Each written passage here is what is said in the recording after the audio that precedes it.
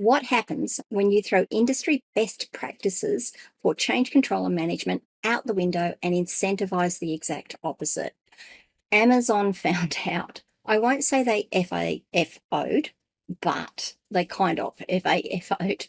Today, I'm going to discuss what Amazon incentivized, the flow on effect, and what lessons we, as business owners, should take from it. Welcome to Rise and Shine, your daily business tech boost with me, Charly Leetham. If you're a small business owner looking to simplify technology and get real, actionable advice from someone with 35 years of IT experience, you're in the right place. Every episode, I'll dive into tools and systems like email, CRM, marketing and tracking, and I'll break them down into bite-sized tips you can use straight away. Your time is valuable, so let's get straight to the point. It's time to work smarter, not harder. Rise and Shine. It's your business tech boost with me, Charly Leetham. Episode number 690 today. It is Mindset Monday, and we're talking about why Amazon had to pull the reins on AI-assisted code, what the Cobra Effect has to do with it, and what every business owner can do to make sure that the same thing doesn't happen to us. Have you heard of the Cobra Effect? It's likely a myth, but it's a good story, and like all good stories, there's at least some truth in the origin. The origin of this myth, this story, comes from, we believe, sometime during British colonial rule in India, often placed in Delhi during the British Raj. The government had a cobra problem, so they offered a cash bounty for every dead cobra brought in. The story goes that people started breeding cobras specifically to collect the bounty, and when the government caught on, they scrapped the program. The breeders released all their now worthless cobras into the wild, and the cobra population ended up worse than it was before they started. This is a great example. The incentive created the exact opposite of the intended outcome, and economist Horst Siebert, I think that's how you pronounce it, coined the term Cobra Effect in 2001 to describe exactly this, where an incentive designed to solve a problem ends up making the problem worse. Whatever you reward, you get more of. Whatever you measure, that's what gets optimized. And if you're not careful about what you're incentivizing and what you're measuring, you end up breeding cobras. All right, so how does that relate to Amazon in 2026 though? Because that's a kind of a segue, isn't it? Amazon had its cobra moment, it appears. Amazon incentivized their engineers to use AI tools to write and ship code, and the push was on. They used tools to move faster and get more out the door. It appears that the engineers did exactly what they were being encouraged to do. They used AI to generate code and pushed it straight into production, where live systems that huge businesses, government agencies, and millions of customers depend on it every single day. It caused outages, and not just small ones either. Amazon's internal briefing note used the phrase high blast radius, which in plain English means the damage spread wide across multiple systems and affected a lot of people. The same briefing acknowledged that the best practices and safeguards for AI-assisted code were not yet fully established, which tells you that they incentivized their engineers to use their tools and push the code out before they'd even worked out how to do it safely. The incentive came first, and the guardrails came after the damage was already done. Now, the engineers didn't do anything wrong. They followed the incentive that was put in front of them. Amazon wanted faster output, so they incentivized faster output. They received faster output, along with the outages, a mandatory engineering meeting, and a whole lot of cleanup.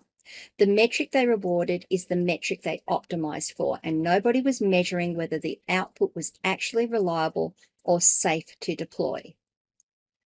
The British government in Delhi wanted fewer cobras, so they incentivized killing cobras, and people optimized for the incentive by breeding cobras instead. Amazon wanted faster code, so they incentivized AI-assisted development, and people optimized for the incentive sorry, I don't mean to trip over my words, by shipping AI generated code without proper review. Same principle, different century, same result. The question is, could it be avoided? Can it be avoided? And my answer is, because I am a dinosaur when it comes to this industry, change control and management and review processes. There is good news in all of this. Amazon's response was actually sensible, and it's the same response that any business can and should put in place. They didn't ban AI tools and they didn't throw the baby out with the bathwater. What they did was put a human checkpoint back into the process where junior and mid-level engineers now need senior sign-off before any AI-assisted code goes into a live system. The AI still does the work, but an experienced human has to review it before it goes anywhere that matters. That's change control, and it's been an industry best practice in ITs for decades. One person cannot do it all. One AI definitely cannot do it all.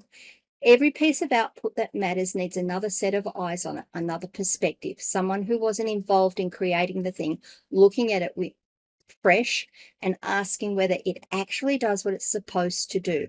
That's not a luxury. That's a belt and braces approach, and it's basic operational hygiene. In IT, we've had change control processes and change advisory boards for decades, not because anyone loves meetings and paperwork, but because we learned the hard way. What happens when changes go out unchecked? We learned that. I got screamed at by customers because a change went out. We didn't document it. We didn't notify anyone. The systems broke. The customers were annoyed. It's a fact of life. Look, something that looks perfectly fine to the person who built it can have consequences they never thought of. And a change in one system can ripple through and break something 3 systems away that no one even considered. The cost argument also holds up with this as well. The time it takes to have someone review a piece of work is nothing compared to the hours, days, or weeks it takes to clean up something when it goes wrong in production, especially when going wrong means systems go down, customers being affected, and your reputation taking a hit. Checking first is cheap and fixing it after is expensive every single time. And this doesn't just apply to code. If you're using AI to write proposals, generate marketing content, draft emails, or produce any kind of output that goes out with your name on it, your brand on it, the same principles apply. AI makes the work faster. I've got no argument with that. And a review process makes sure the work is right. The lesson from Amazon isn't that AI is dangerous or that we should stop using it. The lesson is that the boring stuff, the stuff that I always talk about, the review processes, the sign-offs, the change control that no one wants to talk about, that's what keeps the wheels on. All right, guys, what did you think? What do you think? I know a lot of us are using AI. I know a lot of us are creating content and having AI agents touch our systems. What do you think? Have I raised more questions than I asked? Than I answered. Actually, that's a good way of putting that one. I hope so. It's how we learn and grow. Have you started using AI tools in your business, and have you thought about what your incentive structure looks like and whether you've got a review process in place? I would really love to know your thoughts on this. What has happened? What hasn't happened? What are you too scared to try? What have you tried? Leave comments wherever you're watching or listening to this video. Now, if this episode was helpful to you, I would love a like, and maybe you could share this with a friend. If you haven't subscribed to the channel, please hit the subscribe button now and ring the bell so you find out when I drop more content. And as usual, if you need any help with this sort of stuff, I am here to help. If you haven't already booked your free 30-minute breakthrough session, you can do that by visiting my website, askcharlyleetham.com, and clicking the button in the top right-hand corner, or reach out and book more time with me if you've already had your breakthrough session. I am available to hire, and I'd love to help. All right, that's it for this week. Be safe, be well, have your review processes in place, and I'll see you on Wednesday for a walkthrough Wednesday. See you later. Hey there, thanks so much for tuning in to Rise and Shine, your daily business tech boost. I hope today's episode gave you some actionable insights that will make your business tech work smarter for you. If you found value, be sure to subscribe, leave a review, and share it with other small business owners who could use a daily boost. For more tips, tools, and resources, visit www.askcharlyleetham.com. Until next time, keep rising, keep shining, and let's make tech simple together.